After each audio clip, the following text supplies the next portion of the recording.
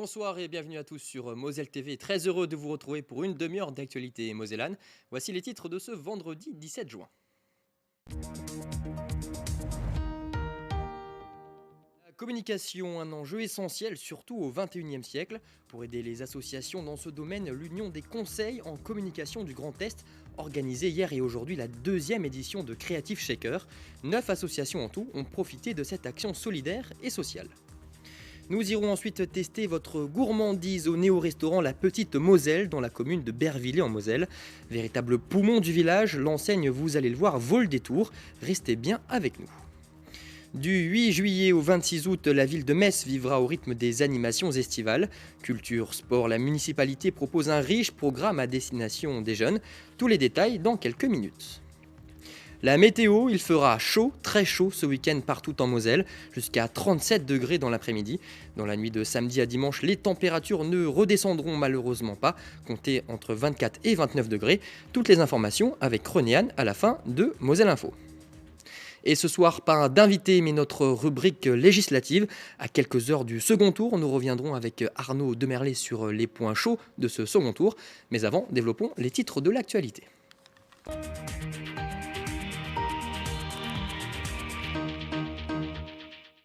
Et nous débutons Moselle Info avec cette procédure d'alerte à la pollution atmosphérique déclenchée ce vendredi par la préfecture. La conséquence sur le réseau autoroutier et les routes à chaussée séparées de tout le département. La vitesse maximale autorisée a été abaissée de 20 km/h. En fonction du prolongement ou non de cet épisode de pollution, la mesure pourrait être prolongée ce samedi 18 juin. L'Union des conseils en communication du Grand Est organisée les 16 et 17 juin son deuxième Creative Shaker dans les salons de l'Hôtel de Ville de Metz. Cette action solidaire et sociale a pour objectif de mettre à disposition les compétences d'agences de communication de la région au bénéfice de 9 associations. Reportage Florian Tonizzo. T-shirt rose sur le dos, les collaborateurs de 28 agences de communication du Grand Est s'activent vendredi matin pour mettre en place leur stratégie pour la deuxième et dernière journée de l'événement. Une fois n'est pas coutume, les clients sont cette fois-ci des associations de la région. Ça change du quotidien en agence, forcément on a plus l'habitude d'avoir des clients qui soient publics ou privés mais qui ont beaucoup moins cette dimension sociale et solidaire.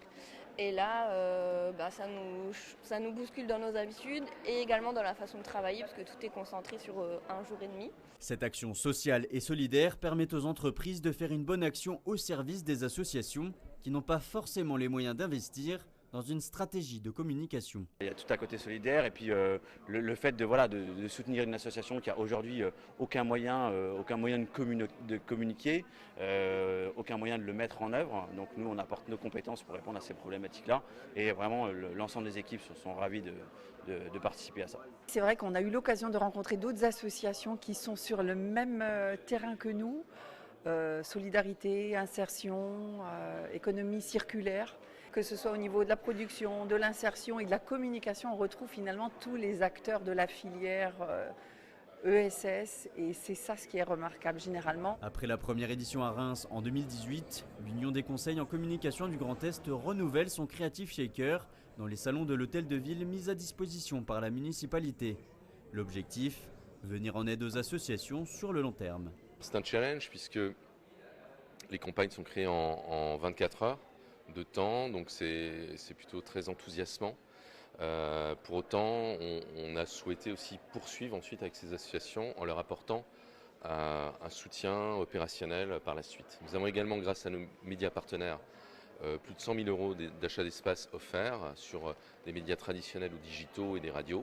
Cette opération a également pour mission de mettre en lumière le savoir-faire local en matière de communication, où 615 collaborateurs font le succès de ces 28 agences du Grand Est. Pour lutter contre le gaspillage, mais aussi pour aider les plus démunis, l'association Messine Motrice a ouvert en 2019 une trucothèque dans le quartier de Bellecroix. Depuis, 2 autres ont vu le jour. 4 ans après l'ouverture de la première enseigne maintenant, le concept séduit toujours autant. Vêtements, vaisselle, jouets, tout est gratuit. Reportage Colline Expert. Je voudrais chercher des petits pantalons, s'il y a des bons pantalons pour les femmes ou les hommes. J'ai pris la vaisselle et j'ai pris 2 nounours comme ça. J'ai pris 5 articles. Un pantalon, un short et des maillots et des t-shirts. Comme Jeanne, Zola et Eric, une centaine de personnes viennent trouver leur bonheur durant les permanences de la Trucothèque. À l'aube des 4 ans de cette caverne d'Ali Baba 100% gratuite, plus de 80 000 objets ont changé de main. En plus d'être économique, c'est une solution écologique que les membres de l'association Motrice mettent en avant. On sensibilise les gens à ne pas prendre parce qu'ils ont envie de prendre, mais aussi on les sensibilise à prendre ce qu'ils ont besoin. L'association fondatrice de la Trucothèque a aussi pour ambition de participer à l'épanouissement des habitants du quartier. Depuis 2018, le lieu a su s'imposer comme un endroit de référence à Bellecroix, propice à l'échange et aux rencontres. Moi, ce que j'aime bien, c'est l'échange avec les gens, la rencontre. Il y a des gens qui sont un peu timides, et le fait de venir ici, de rencontrer des autres, et je leur apprends en même temps à fouiller des fois. C'est pas en restant sur un truc qu'on va trouver quelque chose, donc il faut un peu fouiller. Parmi tous ces t-shirts, chemises et pantalons, il faut effectivement bien fouiller pour trouver la perle rare. Ici, les vêtements sont les objets qui ont le plus de succès, un véritable pied de nez à la fast fashion qui génère chaque année 1,2 milliard de tonnes de gaz à effet de serre. Et même si la Trucothèque est un véritable succès, un coup de pouce financier ne serait pas trop pour continuer à se développer. Le projet futur, c'est de se maintenir. C'est pas évident. Nous, on vit principalement de subventions et de dons. Donc, il faut qu'on puisse se maintenir, que cette activité-là, elle s'ancre dans la vie messine et qu'on soit suivi par d'éventuels financeurs, d'éventuels mécènes et qu'on puisse financer nos salariés et pourquoi pas en créer d'autres encore. Pour l'heure, la ville de Metz compte 3 Trucothèques implantées à Bellecroix, à Borny et au centre-ville de Metz. Et elles sont ouvertes tous les mercredis et samedis après-midi. Direction désormais Bervillers en Moselle, là-bas se déguste peut-être l'un des meilleurs burgers de France. Son créateur, Jérôme Matner, a en effet été sélectionné pour la finale des burgers toqués le 23 juin à Paris. Notre journaliste a voulu y goûter, mais le chef ne propose pas cet effiloché de bœuf mariné et cuit 12 heures à basse température que les week-ends. Cependant, avec son concept de néo-restaurant, même sans burger, la petite Moselle vaut le détour. Depuis bientôt 1 an, elle redonne vie à ce petit village. Fanny Bragard. Niché dans le pays boulageois, Bervillers en Moselle est un village paisible. Il le serait même trop sans la présence chaleureuse d'Anna et Jérôme Matner. En août dernier, le couple a redonné vie à l'ancienne mairie.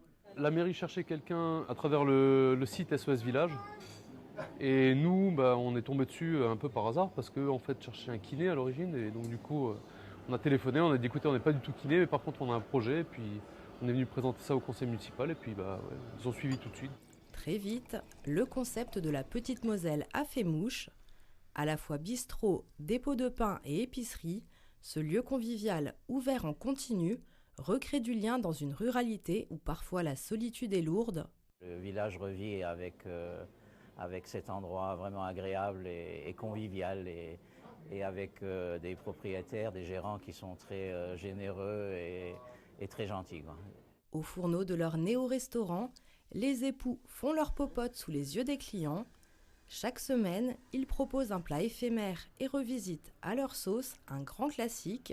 Alors un non-risotto, c'est comme un risotto, sauf que c'est pas fait avec du riz, c'est fait avec de l'orge perlée. L'idée en fait, c'est de faire des choses que les gens connaissent ou pensent connaître et de les faire un peu différemment. Rajouter certaines choses qui vont étonner en fait. Une cuisine maison, savoureuse et responsable, élaborée à partir de produits locaux, il n'en fallait pas plus pour séduire ces marcheurs.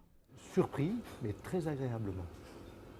Et alors, le patron est sympathique, donc il a la même chemise que moi. Donc c'est vraiment... il a fait des efforts pour m'accueillir, donc c'est gentil. Avec cet écrin d'un nouveau genre, très vite devenu le cœur battant de Bervillers, l'équipe de la Petite Moselle ne souhaite qu'une chose. Qu'il y ait plein de petites Moselles qui voient le jour partout en France. Ça serait bien pour tous les petits villages. Et restons dans le thème de la gastronomie et des concepts originaux. À Metz, la Malterie, une enseigne à moitié restaurant, à moitié pub, a ouvert ses portes ce vendredi. Elle a pris racine place Saint-Louis sous les arcades. Le midi, elle proposera une carte traditionnelle avant de basculer en soirée en configuration pub. La Malterie comptera environ 80 places en terrasse et une centaine de couverts en intérieur. Envie de partir en vacances sans bouger de la Moselle? Eh bien, venez avec nous, direction les campings Cap Fun. Depuis la labellisation du camping Mirabel à Volstroff en 2017, la société s'est déployée dans toute la Moselle. Dernière structure franchisée en date, le camping de la Tench en mars 2021. Avant l'été, les deux sites se métamorphosent pour accueillir les vacanciers. Emma Facchetti. Il nous reste la plage à terminer. Tout ce qui est barrière de sécurité autour et la piscine sera prête pour accueillir le public d'ici 3 semaines. Ce bassin chauffé de 200 mètres carrés fait partie de la nouvelle zone de piscine du camping de la Tench. Une petite révolution pour la structure. On a été sur une zone plutôt naturelle avec beaucoup d'arbres, etc. Donc certaines petites structures pour les enfants, mais là on va être sur des activités à sensation pour les enfants, on va être sur la création de souvenirs en famille. Racheté par le groupe Cap Fun depuis 2021, le site touristique est en pleine mutation. Plusieurs milliers d'euros ont été injectés dans de nouveaux aménagements aquatiques, mais aussi locatifs, avec l'installation d'une 60aine de logements. Résultat, pour assurer la gestion des vacanciers, il a fallu recruter. Avant, l'équipe était composée de 2 régisseurs, plus 2 techniciens et un homme toute main. Et aujourd'hui, en haute saison, on a jusqu'à 20-22 personnes, des animateurs, donc des toutes mains, des surveillants de baignade, plus de réceptionnistes, assistants de direction. À quelques kilomètres de là, direction le premier camping Cap Fun du Grand Est, le camping Mirabel à Volstroff. Après avoir été franchisée en 2017, la structure s'est métamorphosée avec l'agencement d'un dôme aquatique flambant neuf. On avait 2 bassins extérieurs de 200 mètres carrés et environ 50 mètres carrés. Et là, on en a rajouté donc 300 mètres carrés pour les grands et 200 mètres carrés pour les petits, mais dans un espace de 1300 mètres carrés qui est déjà, lui tout seul, plus grand que l'espace qui existait déjà à l'époque. Pour loger ces familles, férues de baignade, la structure a multiplié par 10 sa capacité d'hébergement en seulement 5 ans. Aujourd'hui, avec un peu plus de 200 hébergements, nous sommes complets sur août, quasiment complets sur juillet. Et là, les week-ends de Pentecôte Ascension, on était complets. Alors, on a une clientèle qui va rayonner aux alentours de 300 km autour du camping, essentiellement région parisienne, région strasbourgeoise, un peu le nord de la France. Pour éviter d'afficher complet à chaque saison, le site ne compte pas en rester là et souhaite à terme équiper son terrain de 24 hectares de nouvelles habitations et de piscines. L'été arrive et comme chaque année, à Metz, les animations estivales se dévoilent. Vous allez le voir, encore un vaste programme attend les jeunes Messins en juillet et en août. Les détails avec Anne-Sophie Gross. Cette année encore, la ville de Metz misera en grande partie sur le sport. Balade à poney, acrobranche, athlétisme, escalade ou encore baseball. Au total, une 40aine d'activités sportives seront à découvrir tout au long de l'été. De quoi permettre à tous les jeunes de 5 à 16 ans de profiter au maximum de leurs vacances. L'animation estivale aussi, c'est l'opportunité d'aller à la piscine gratuitement, d'aller à la patinoire gratuitement, de bénéficier de 50% de réduction sur le transport public Métis, sans restriction. Donc aujourd'hui, on sort d'une crise Covid et une crise sociale qui était sans précédent. Aujourd'hui, l'ambition de notre ville, c'est de proposer une multitude d'activités à notre jeunesse pour qu'elle puisse justement réenclencher quelque chose pour la suite. L'éveil à la biodiversité ainsi que les animations culturelles seront aussi au programme, avec du théâtre, des concerts, des cours de danse ou encore des ateliers de fabrication d'objets culturels. La ville de Metz a tout prévu pour rendre la culture la plus accessible possible. Nous prétendons être un jour labellisé 100% éducation artistique et culturelle. Alors ça ne vaut pas seulement pendant l'été, évidemment, c'est sur toute l'année. Tous nos équipements culturels sont ouverts à l'enfance et aux adolescents, mais plus particulièrement évidemment pendant la période de l'été. Et non seulement l'enfant comme spectateur, mais l'enfant comme acteur de fabriquer, je dirais, soit des objets culturels, soit de participer à des contes qui eux-mêmes seront interactifs, etc. Pour avoir accès aux animations, les Messins doivent d'abord demander leur carte d'animations estivales en passant par le site internet ou en prenant rendez-vous en mairie. Ensuite, il suffira de réserver les activités. Attention, les places sont limitées. Et les inscriptions seront ouvertes le 19 juin. À noter que cette année, les animations estivales s'étaleront sur 7 semaines, du 8 juillet au 26 août. En parlant d'activités, de sorties, d'animations et plein d'autres choses, nous sommes vendredi et comme chaque vendredi, la rédaction vous propose des idées pour occuper votre week-end. Le programme avec Lucie Philippot.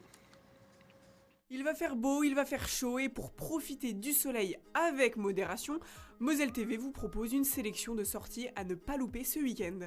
L'école de musique du Pays de Bitche organise sa propre fête de la musique ce samedi 18 juin à partir de 16h à la place des fêtes de Reyerswiller. À coup sûr, vous vous ambiancerez avec la scène ouverte aux talents locaux à partir de 19h et avec le groupe Après la sieste prévu à 21h. Encore un peu de musique pour ce week-end avec le grand concert du chœur de Val-de-Briey. Ils se produiront ce samedi à 20h30 à la cathédrale de Metz et le dimanche à 15h à l'abbatiale de Bouzonville. Entrée libre pour admirer et écouter ces groupes de chant.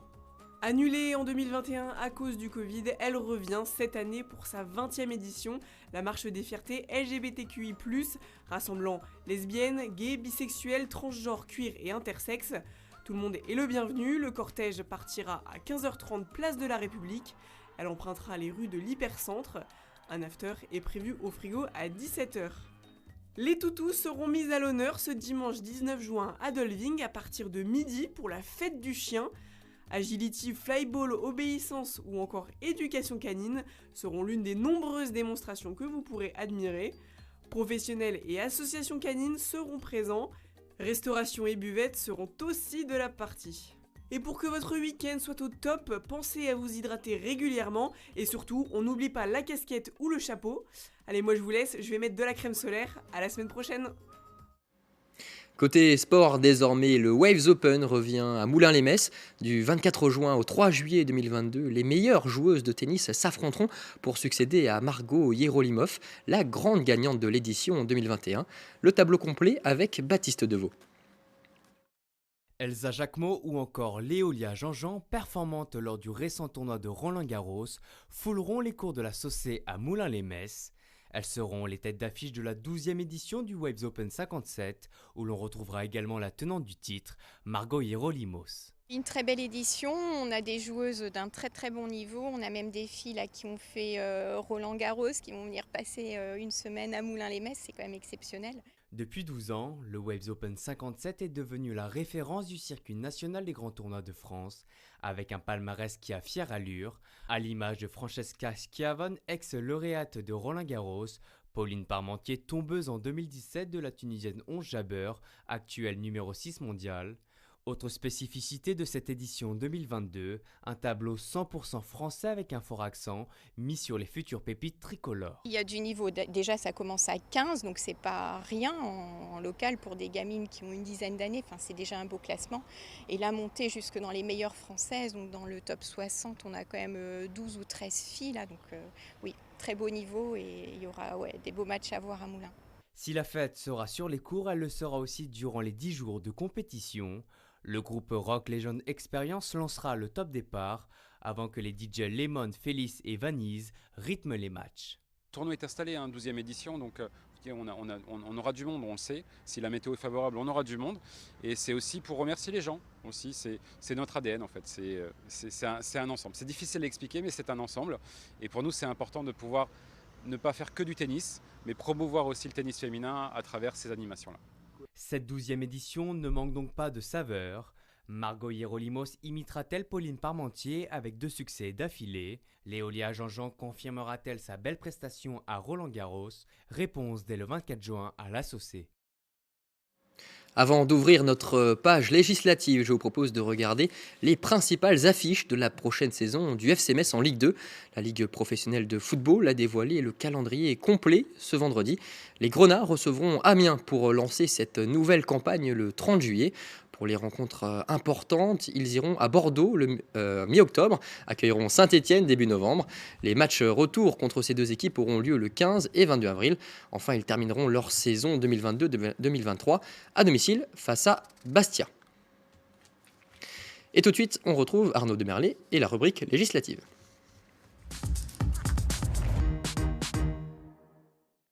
Arnaud, bonsoir. Bonsoir Jean. Le deuxième tour des législatives, c'est déjà dimanche. Dans les 9 circonscriptions de Moselle, 18 candidats s'affronteront. 7 du Rassemblement national, 5 d'ensemble, la majorité présidentielle, 4 de la NUPES, l'Alliance de gauche, et 2 des Républicains.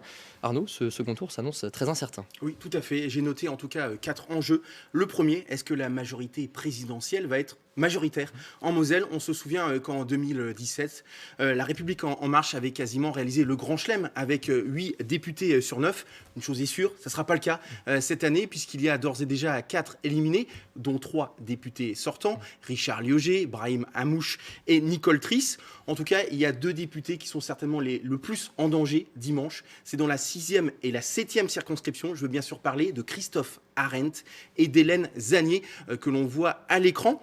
On va parler maintenant du deuxième enjeu. Pour moi, c'est le Rassemblement national. On se souvient également, en 2017, il y avait 5 candidats du Front national, comme on disait à l'époque, 0 élu. En 2017, je pense que cette année, ça ne sera pas la même musique. Ils sont 7 sur la ligne de départ. 3 sont vraiment très bien partis. Dans la 6e, la 7e et la 8e circonscription, Kevin Pfeffer, Alexandre Loubet et Laurent Jacobelli. Ensuite, le troisième enjeu pour moi, c'est la petite nouveauté de cette élection, c'est la NUPES. Y aura-t-il des candidats de la NUPES à l'Assemblée nationale? Elles sont 4 en Moselle au second tour. Je dis bien elles, puisque ce sont 4 femmes. Il y a tout d'abord Lisa Lahore dans la 2e circonscription, Céline Léger dans la 8e, Brigitte Weiss dans la 9e. Mais celle qui semble vraiment le mieux partie et qui a les meilleures chances de s'imposer, c'est dans la 2e circonscription. C'est Charlotte Leduc qui est opposée à Françoise Grolet du Rassemblement national. Et le dernier enjeu que j'ai noté, donc, c'est pour les Républicains, puisqu'ils sont 2 au second tour. Fabien Di Filippo dans la 4e circonscription.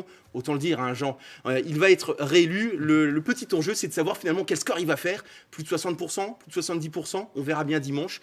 Et puis l'autre candidat des Républicains qui devrait s'en sortir, qui devrait être élu, c'est Vincent Zettlinger dans la 5e circonscription. Il est opposé à Marie-Claude Voisson, encore une fois, du Rassemblement national. Alors sur les 9 circonscriptions, Arnaud, vous le disiez, 5 candidats du Rassemblement national sont arrivés en tête au premier tour dimanche dernier. En milieu de semaine, le Parti socialiste a appelé à faire barrage lors du second tour. Alors on se souvient, avant le premier tour, le Parti socialiste avait décidé de proposer des candidats dissidents. Ces candidats dissidents, malheureusement pour eux, ont fait quand même des petits scores. Les 4 ont fait moins de 5%. Et c'est vrai que cette fois-ci, Michael Weber, le premier secrétaire du Parti socialiste en Moselle, a décidé vraiment de faire barrage au Rassemblement national, puisqu'il appelle à voter soit pour la NUPES, soit pour la République en marche, voire même pour les Républicains. Donc c'est le grand écart, mais en tout cas, il est clair dans ses conditions de vote. Alors ce deuxième tour, Arnaud, que nos téléspectateurs pourront suivre en direct depuis la préfecture sur Moselle TV. Tout à fait, à partir de 19h50 pour une soirée électorale qui s'annonce en tout cas épique, avec quand même de gros enjeux, comme on vient de le dire. Merci beaucoup Arnaud d'être venu sur notre plateau. Nous terminons cette séquence d'information avec l'image du jour. Dimanche, c'est la traditionnelle fête des pères, événement célébré dans plus de 75 pays dans le monde. L'occasion pour les enfants comme pour les grands d'honorer leur papa. Les retardataires, il vous reste encore quelques heures pour vous procurer un cadeau ou en confectionner un de vos propres mains. C'est déjà la fin de Moselle Info. Tout de suite, retrouvez la météo avec René Anne, suivi d'un débat entre Marie-Claude Voisson et Vincent Zettlinger, candidat de la 5e circonscription. Je vous souhaite une excellente soirée sur Moselle TV et un très bon week-end. À lundi.